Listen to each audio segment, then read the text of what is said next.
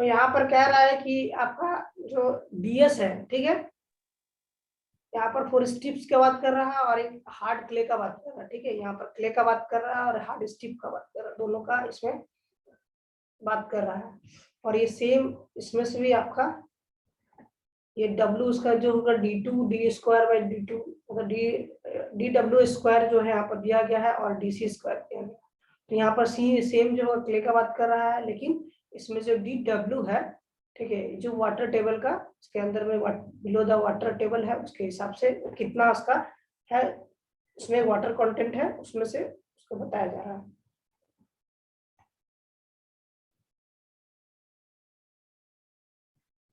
तो हम लोग जो है आपका सॉइल सैंपल में पढ़ लिए कि सैंपलर और सैंपलर के जितने प्रकार का था वही जो है आपको जानना है।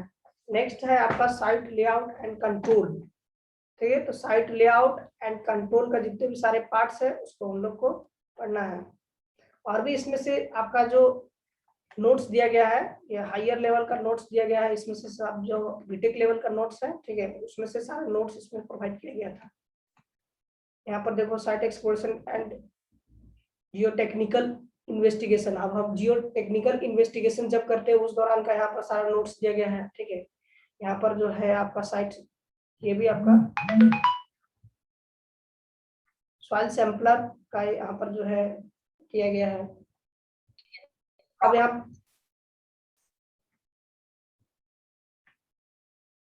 यहाँ पर देखो कि सॉइल सैंपलिंग में यहाँ पर दिखाया गया है सैंपल ट्यूब कैसा दिखता है। तो सैंपल ट्यूब जो बीच में दिखा रहा है TS एंड T0, ठीक है। यहाँ पर दिखाया जा रहा है ट्यूब का DT यानी कि टोटल डिस्टेंस जो होगा उसका उस तरह सा, और यहाँ पर DS, ठीक है।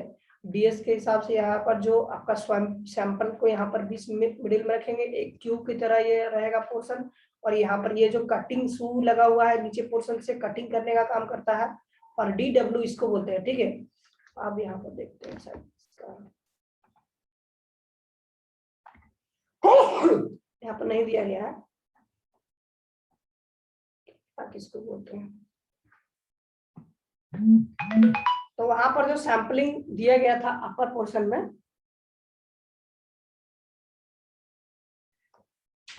कंस्ट्रक्शन टेक्नोलॉजी लैब,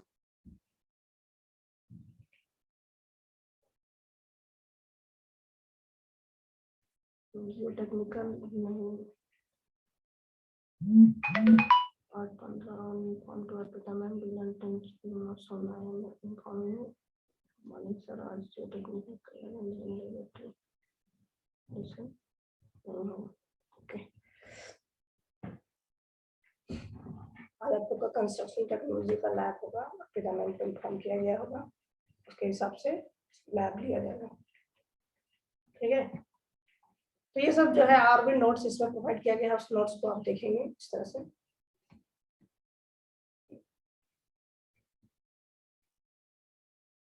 यहाँ पर कुछ ऑब्जेक्टिव दिया हुआ सॉइल सैंपलिंग का,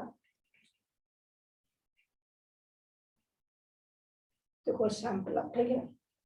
ये जो है सैंपलर, ये डिफरेंट टाइप का सैंपलर है। इस सैंपलर को क्या करते हैं, नीचे पोर्शन पे ये जो कटिंग टूल्स लगा हुआ है, इसमें से क्या करते हैं, मिट्टी को कटिंग करते हैं। कटिंग करने के बाद ये जो सैंपलर इतना बड़ा दिख रहा है, इसमें आपका ट्यूब जो जैसा दिख रहा है, इसमें सैंपल को कलेक्शन कर लेते हैं। और सैंपल को कलेक्शन करने के बाद हम लोग क्या ले आते हैं, आपका लैब में लाने के बाद वहां पर हम लोग टेस्टिंग करते हैं। यहाँ पर शू बोल रहा है, यानी कि नीचे पोर्शन में ये कटिंग शू है, ठीक है, कटिंग शू है, ये ट्यूब की तरह है। यहाँ पर जो है स्क्रैपर है, इस तरह से लगा हुआ रहता है सैंपलर में। इस तरह का और भी सैंपलर है बहुत सारे, उस सैंपलर के बारे में सब सैंपलर का नाम नहीं दिया गया, फिगर नहीं दिया गया, इसके बारे में लिख दिया गया।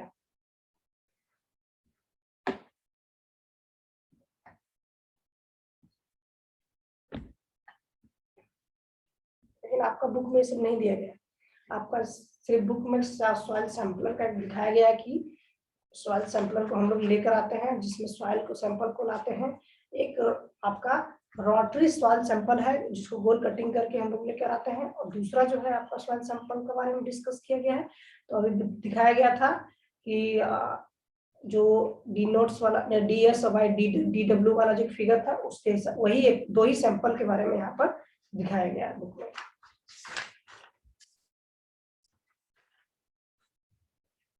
तो साइट इन्वेस्टिगेशन जितने भी सारे प्रकार का था वो आज कंप्लीट हो गया है। तो साइट इन्वेस्टिगेशन के सारे नोट्स और सब कुछ आपको यहाँ प्रोवाइड कर दिया गया है। इसी में आपका सारा कुछ मिल जाएगा। अगर असाइनमेंट आएगा, क्यूज आएगा, जो भी नोट्स आएगा तो सब कुछ इसी के अंदर से आएगा।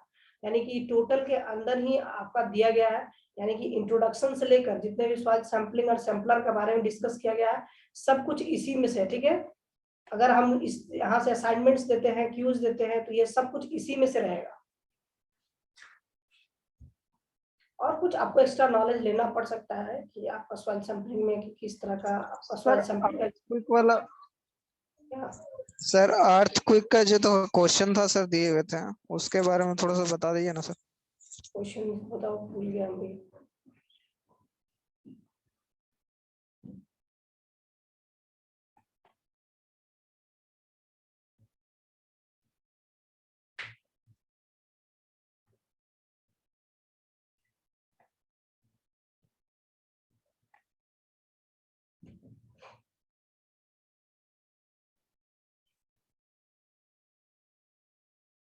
तो जनरल रूल लिखना, और क्या बिल्डिंग के लिए हम लोग क्या क्या देखना पड़ता है, जनरल रूल्स उसका बनाना है तुमको।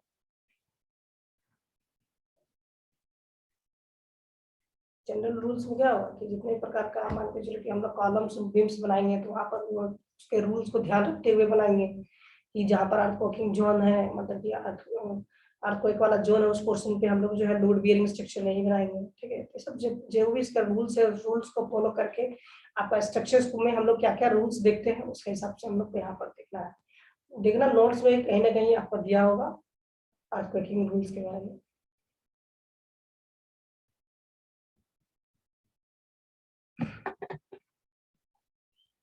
कोई ज्यादा टफ नहीं है, तो आसानी क्वेश्चन है। 12 जन, 2 जन अभी तो इस आपको सबमिशन किए हैं। तो मेरा क्लास अभी एंड कर जा रहे हैं क्योंकि अब तो कुछ है बचा नहीं है। हाँ, अगर किसी को कुछ पूछना है तो पूछ सकते हो सॉइल इन्वेस्टिगेशन से।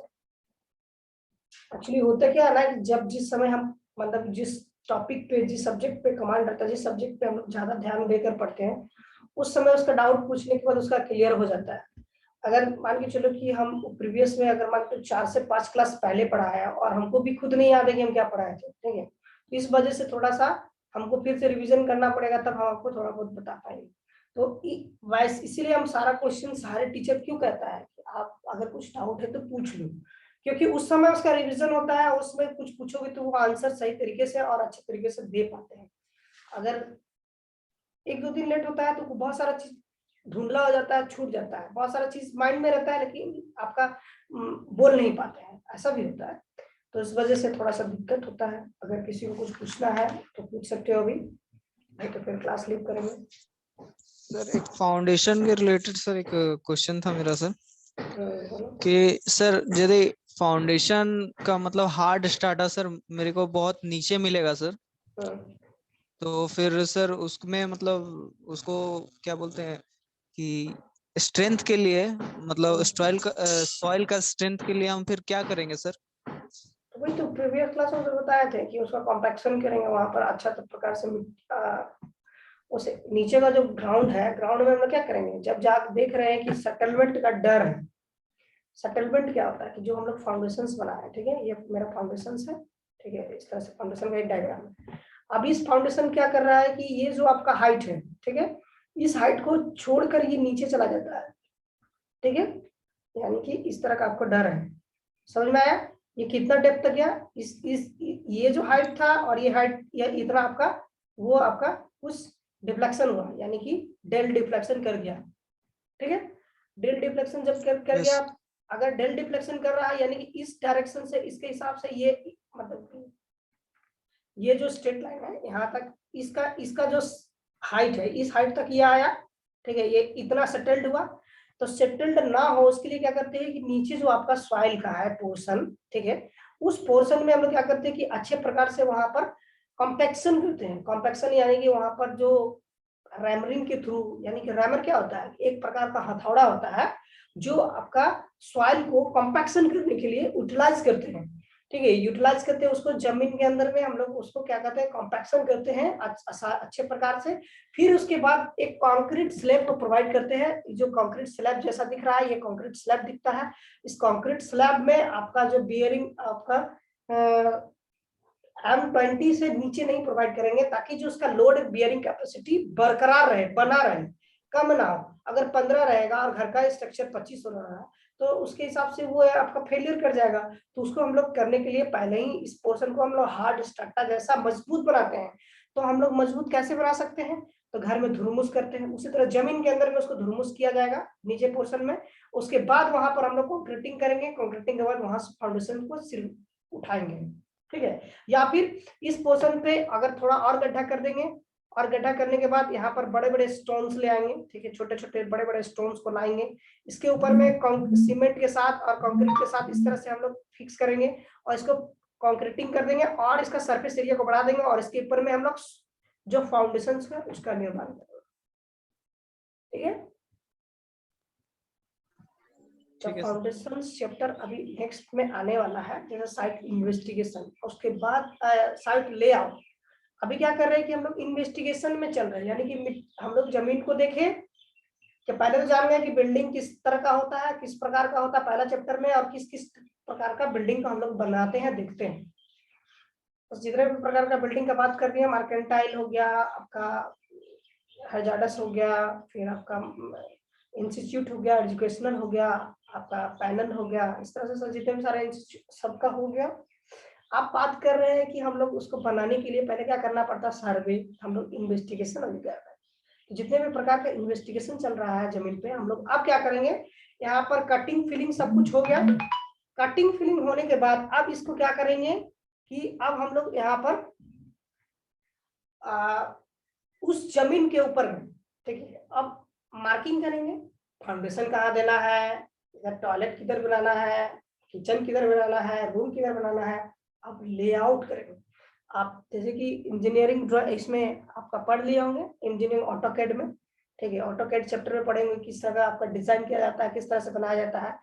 तो डिजाइन आप पेपर पे देख रहे हैं ना, अब उसको जमीन पे इम्प्लीमेंट करना है, जमीन पे हमको बनाना है, और साइट पे सब कुछ ध्यान देना है कि कौन सा पार्ट किधर रहेगा, किस प्रकार का हम लोग वहां पर यूटिलाइज करेंगे, कौन सा सामान किधर रखेंगे तो नजदीक पड़ेगा। ठीक है, उसके हिसाब से हम लोग वहां पर देखेंगे। तो नेक्स्ट चैप्टर जो हम लोग पढ़ाएंगे, ठीक है, नेक्स्ट चैप्टर जो मेरा रहेगा वो साइट लेआउट एंड कंट्रोल। जितने प्रकार का हम लोग कंट्रोलिंग करेंगे, साइट लेआउट करेंगे, प्रिपरेशन जॉब को करेंगे, कैसे हम लोग प्रिपेयर करते हैं, ठीक है, वो सब आपका उस चैप्टर में आ जाएगा। बहुत ही छोटा सा चैप्टर है। उसके बाद हम लोग फाउंडेशन में घुसेंगे। जब फाउंडेशंस में घुसेंगे तो करीब हमको फाउंडेशंस में ही आपको हर एक फाउंडेशंस के बारे में डिस्कस करते हुए, समझाते हुए हमको लगता है कि 4 से 5 क्लास से ऊपर लगेगा, कम नहीं लगेगा। ठीक है, फिर भी आप समझ गए उतना ही आप मेरे लिए अच्छा है।